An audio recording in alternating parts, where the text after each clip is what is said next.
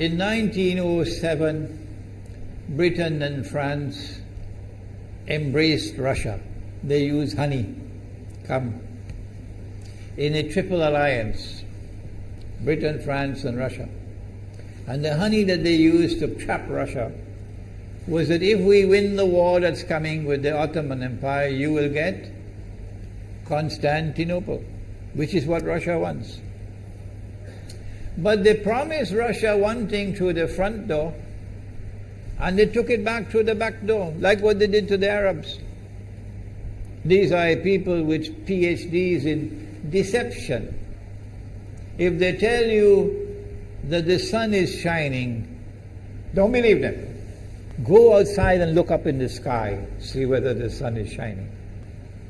When the Russian army had fought in the First World War and had suffered the most losses, the brunt of the kill were Russians.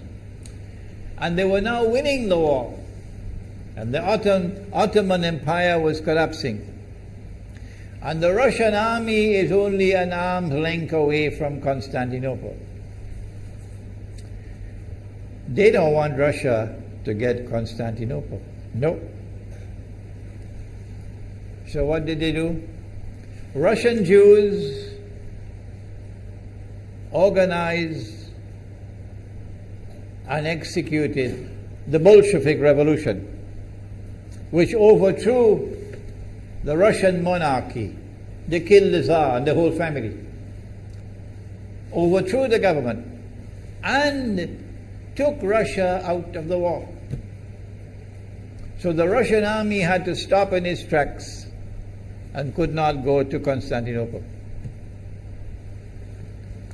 In other words, the Russian Jews stabbed Russia in the back. They did more than that. They brought communism. Communism is not Russian. These dum-dums don't understand that. Communism was created to destroy Russia. Why don't these dum-dums understand it? Communism is not Russian. Communism was created to destroy Russia, to destroy the Russian Orthodox Church. So they brought communism in the Soviet Union.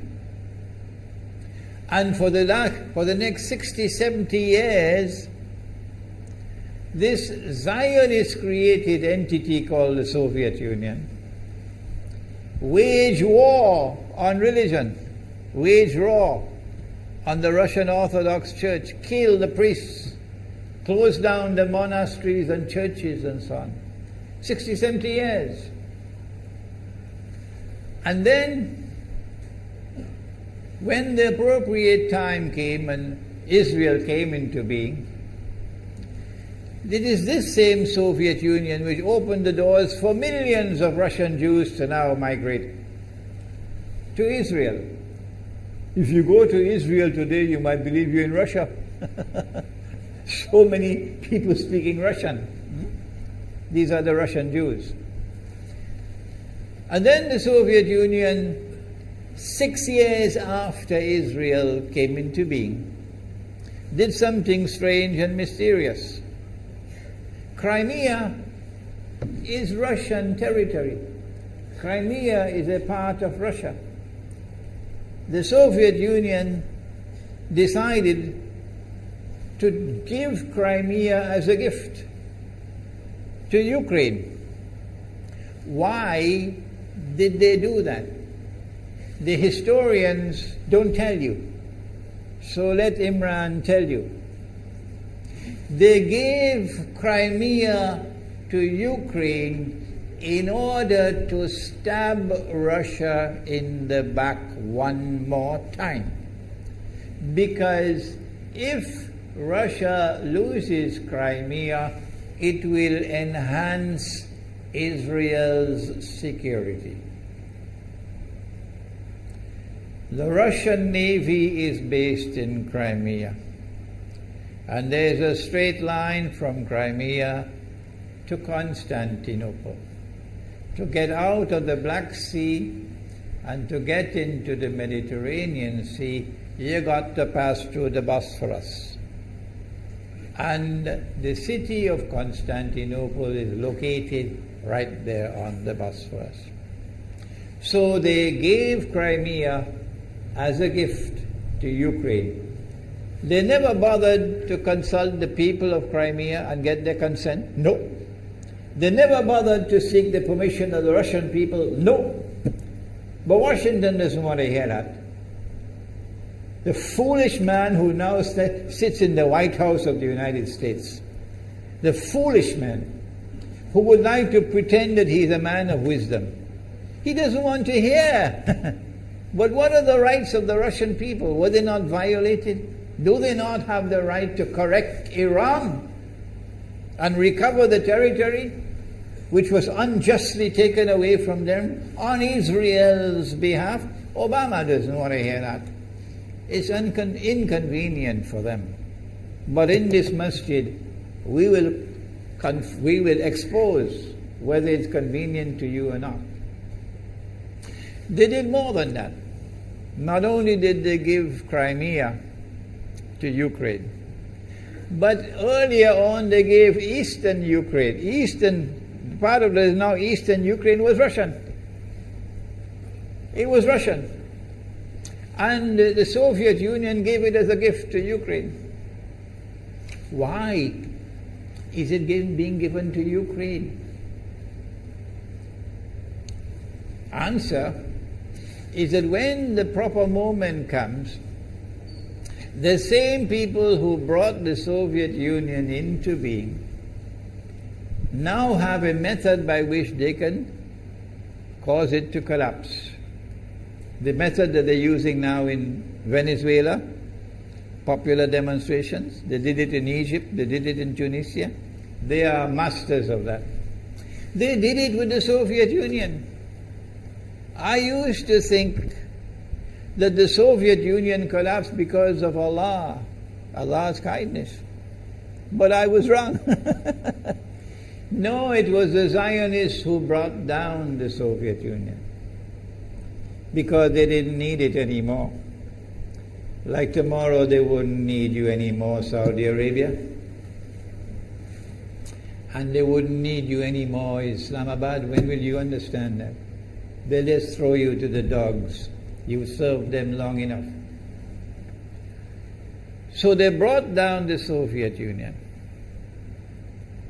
Why? So that Ukraine might emerge as an independent state. That's danger for Russia. They prepared the way. And now Ukraine emerges as an independent state. So the rope is around Russia's neck now. And from that day, when the Soviet Union collapsed, until yesterday, the relationship between Russia and Ukraine was always problematic. But the people of Ukraine still had the good sense and wisdom to appoint a government that was pro-Russian. The Zionists decided it's time for us to use our, the street demonstrations. And last October, November, December, the world witnessed Caracas all over again. And eventually, the Zionists got what they wanted. You have the money, and you can send in your special people, snipers who will kill, and so on, throw petrol bombs and so on. And eventually they got what they wanted. They created enough havoc. May Allah protect Malaysia from that. Ameen. Ameen. And the president of Ukraine fled. He's a democratically elected according to your method, Mr. Obama, according to your system. He's a legally elected president of Ukraine. And he had to flee. And these hypocrites in Washington and London and Paris who would like us to believe that they are honorable men. They are not. Instead of standing on the side of the legally appointed president and demanding the rule of law, they all showed their colors as hypocrites in immediately recognizing the new government in Ukraine. The new government in Ukraine is anti-Russian. That's what they wanted. That's why they brought down the Soviet Union, to bring in a Ukraine into being as an independent state, and then to eventually get an anti-Russian government in Ukraine. If by Allah's kindness Putin had not intervened and been so spectacularly successful, this is what the plan would have been. The new government in Ukraine would have joined NATO, and Russia could not stop it. And when the new government in Ukraine joined NATO, NATO will then send its armed forces into Ukraine. It could include nuclear weapons. Then Ukraine will pick a fight with Russia and decide that Russia must now vacate Crimea. Shut down your naval base. The rope is now tightened around your neck. Russia has to put its tail between its legs and withdraw its fleet, Black Sea Fleet, from Crimea. Russia is no longer a naval power. Crick crack, you finish. And Israel will celebrate. That was the master plan. But Allah planned, and Allah's plan was successful. And it is time for the Muslim world to recognize and to see, I cannot influence governments, so what can I do? Don't bother, you waste your time with governments. But the people can understand that this was Allah's plan. They planned, the enemy planned for so long, and at the last moment Allah intervened. And Putin was able to get the people of Crimea to vote in a referendum. And they voted 90-something% in favor of returning to Russia. They were a part of Russia, and they want to return to Russia. So Putin was successful in delivering to the Zionist movement the first defeat it has ever suffered, significant defeat in the more than 100 years since the Zionist movement was established. If that is not a sign from Allah, it's time for you to wake up. Putin is now succeeding in eastern Ukraine as well, because they're barking like dogs in Washington and London and Paris. Barking. It is Russia which is doing it. It is Russia which is doing it in eastern Ukraine. Oh, but when the Ukrainian government send the Ukrainian armed forces into eastern Ukraine, they don't want to fight.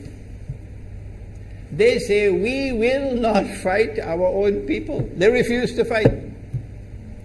So the only way that the government of Ukraine could now stamp down the insurrection, the popular resistance in eastern Ukraine, is by calling on Washington, come and send your Marines. And then what will Putin do? The Russian armed forces are amassed on the Ukrainian border. So the Ukrainian soldiers are refusing to fight their own people for two reasons. Number one, why should we do your dirty work for you? We're not going to fight our own people. That's not what soldiers are for. And number two, if we make the mistake of using guns on these Russian-speaking Ukrainians, what will the Russian army do to us tomorrow? And they have already said, Putin has already said, we are going to intervene to defend our people. He's already said it plainly. The writing is on the wall. Putin has won a victory in Crimea. Whether governments like it or not, whether governments vote this way or that way, is now irrelevant, because we all know that they have to vote where the butter is. Putin is on his road to a second victory in Ukraine. And they can't take defeat after defeat. So the writing is on the wall. Exactly as Nabi Muhammad alayhi salatu wasalam has said, that we are now moving towards the Malhama.